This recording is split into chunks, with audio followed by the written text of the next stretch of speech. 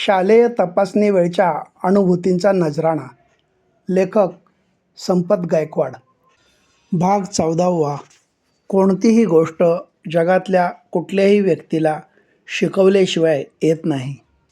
एकदा एका आगळ्या वेगळ्या शाळेत मी तपासणीसाठी गेलो होतो. त्या शाळेत तपासणीला कोणी जात नव्हतं, कारण त्या शाळेला मान्यता नव्हती. 20-22 शिक्षक तिथं टर्न बाय टर्न शिकवायचे. त्या शिकवणाऱ्यांपैकी कोणी वकील होते, कोणी डॉक्टर होते, तर कोणी सोशल वर्कर होते. मीच पहिल्यांदा तिथं तपासणीला गेलो होतो.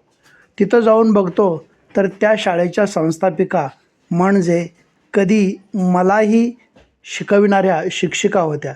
मी त्यांना सांगितलं, बाई, मला तुमच्या शाळेची परिस्थिती माहीत आहे. मी फक्त मुलांची तपासणी घेणार आहे, बाकी काही तपासणार नाही. यावर बाई म्हणाल्या, ठीक आहे, मी थांबते इथं. नको बाई, मला 2-3 तास लागतील. तुम्हाला थांबण्याची आवश्यकता नाही. शिवाय तुमच्यापुढं मला तपासणी घेता येणार नाही. आपल्याला शिकविणाऱ्या गुरूंपुढे तपासणी घेणं मला रास्त वाटत नव्हतं. मला आवश्यक ती माहिती देऊन बाई निघून गेल्या. 4च वर्ग होते. मी तपासण्याला सुरुवात केली. मागच्या वर्षी अभ्यासक्रम बदलल्याने नवीन धडे, नवीन पुस्तकं होती. मी माझ्या पद्धतीनं मुलांना प्रश्न विचारले. मुलांनी बऱ्यापैकी प्रश्नांची उत्तरं दिली. मुलांची प्रगती उत्कृष्ट व समाधानकारक होती. 4पर्यंत माझी तपासणी झाली. मी बाईंना सांगितलं की माझी तपासणी संपली. तोपर्यंत बाईंनी फोन करून शिक्षकांना यायला सांगितलं होतं. 18-20 शिक्षक जमा झाले होते. सगळे जाजमावर गोल करून बसले. मी बाईंच्यासोबत त्यांच्याजवळ स्टुलावर बसलो होतो. सगळे बसल्यावर बाईंनी मला सांगितलं, बोल आता, तुला काय सांगायचं आहे ते सांग. मी तपासणीविषयी सांगितलं. माझ्या पद्धतीनं सांगितलेले प्रश्न सांगितले. मी म्हणालो, बऱ्यापैकी मुलांनी प्रश्नांची उत्तरं दिली, पण माझ्या मते बहुतेक मुलांना उत्तरं यायला हवी होती, पण ती आली नाहीत. यावर बाई म्हणाल्या, त्याचं काय आहे की तू मुलांना सांगितलेली पद्धत त्यांना अजून नवीन आहे. तशी मुलं हुशार आहेत. मी माघार न घेता पुन्हा त्यांना म्हणालो, मुलं हुशार असतील, पण मुलांना उत्तरं आली नाहीत हे खरं. मग मात्र बाई मला म्हणाल्या, किती वर्ष झाली तू शाळा तपासतोयस? मी म्हटलं, 5-6 वर्ष झाली. यावर बाई म्हणाल्या, मी तुला एक गणित घालते. मी विचारलं, कितवीचं? कारण 12वीचं वगैरे गणित विचारलं तर? कितवीचं काय, पहिलीचं. मी विचारा म्हटलं. बाकीच्या शिक्षकांना माहीत होतं की आम्ही गुरु शिष्य आहोत. ते सारे हसायला लागले. बाईंनी मला डोळे झाकायला सांगितले. लहान मुलांना डोळे झाका म्हटलं की ती अगदी डोळ्यावर हात ठेवून डोळे झाकतात. डोळ्यावर हात न ठेवता डोळे झाकता येतात हे त्यांना जणू माहीतच नसतं. इतकी वर्ष मुलांच्या सहवासात असल्यानं असेल कदाचित. मीही लहान मुलांसारखेच डोळ्यांवर हात ठेवून डोळे झाकले. यावर बाई हसून म्हणाल्या, अरे असे काय लहान मुलासारखे हात ठेवून डोळे झाकतोस? काढते हात, तसेच डोळे झाक. मी डोळे झाकले. बाई म्हणाल्या, पहिली संख्या घे 5 आणि दुसरी संख्या घे. मला काही समजलं नाही.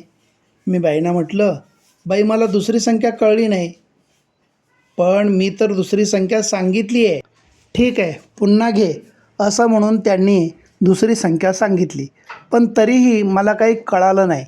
बाईंनी माझ्या पाठीवरून हात फिरवल्याचा मला भास झाला. मी बाईंना पुन्हा सांगितलं, मला काहीच कळलं नाही. तेव्हा बाई हसल्या आणि म्हणाल्या, तू 6 वर्षे झाली शाळा तपासतोस, पण तुलाही शिकवल्याशिवाय कळत नाही. आणि ती तर पहिलीची लहान मुलं आहेत.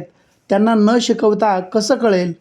खरंच शिकविल्याशिवाय मुलांना कळेलच कसं? पुन्हा बाई म्हणाल्या, तुझ्याच पद्धतीनं मी गणितं घातली.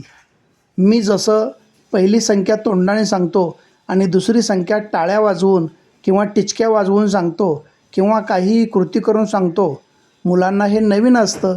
त्यांना फक्त लिहून किंवा तोंडाने सांगून गणितं सोडवायची सवय असते. बाई म्हणाल्या, मी पहिली संख्या तुला तोंडाने सांगते आणि दुसरी संख्या तुझ्या पाठीवर लिहिते. मला वाटायचं की बाई माझ्या पाठीवर धूळ वगैरे पडली असेल म्हणून झटकत असतील, पण बाई धूळ झाडत नव्हत्या, तर दुसरी संख्या लिहित होत्या. बाई म्हणाल्या, आता लिहिलंय तुझ्या पाठीवर, सोडव बघूया. मग बाईंनी संख्या लिहिल्या आणि मी त्या ओळखल्या व गणित सोडवलं. स्पर्शाच्या साहाय्यानं संख्याज्ञान ही संकल्पना मुलांना येत होती, पण मला माहीत नव्हती. त्या शाळेच्या संस्थापिका म्हणजे B.एड कॉलेजच्या माजी प्राचार्या श्रीमती लीला पाटील मॅडम होत्या. शिकणं ही कला आहे, म्हणूनच ती शिकावी लागते. मनुष्य कितीही मोठा वा छोटा असू दे, शिकल्याशिवाय तो काहीच करू शकत नाही. फरक इतकाच की प्रत्येकाची शिकण्याची गती वेगवेगळी असते. म्हणून शिक्षकांनी आपल्या गतीनं मुलांना न शिकविता त्यांच्या गतीनं शिकवण्याचा प्रयत्न केला तर ते नक्कीच लवकर यशस्वी होतील. कुठल्याही पुस्तकात ही पद्धत सांगितलेली नाही. मला मात्र बाईंनी एक नवीन धडा शिकवला होता. कोणतीही गोष्ट जगातल्या कुठल्याही व्यक्तीला शिकविल्याशिवाय परिपूर्ण येत नाही आणि माणसाचं हे शिकणं जन्मल्यापासून ते मृत्यूपर्यंत चालू असतं. प्रत्येक क्षण आणि घटना काहीतरी नवीन अनुभव आपल्या पदरात टाकत असतो. आपण डोळसपणे त्या अनुभवाला समजून घेऊन आपल्या वर्तनात बदल घडवत गेलं पाहिजे. शालेय तपासणीवेळच्या अनुभूतींचा नजराणा भाग 14 समाप्त.